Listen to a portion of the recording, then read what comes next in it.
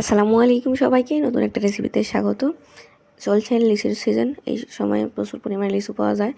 প্রচণ্ড গরমে এইভাবে বানিয়ে নিতে পারেন লিচুর পুডিং, কলিজা একদম ঠান্ডা হয়ে যাবে।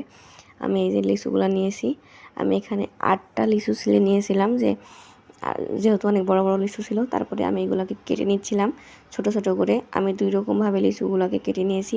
একগুলা কিউব কিউব করে কেটেছি, অন্যগুলো একটু লম্বা লম্বা করে কেটেছি, এটা শুধু দেখার সৌন্দর্যের জন্য।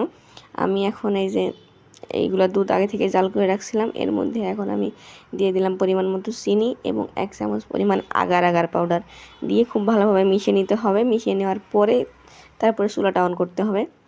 তো এটা বলক আসার পরে আমি চুলা থেকে নামিয়ে নিয়েছি। যে বাটিতে আমি পুডিং সেট করব সেই বাটিতে আগে তলাতে কিছু পরিমাণে লিচু দিয়ে দিলাম।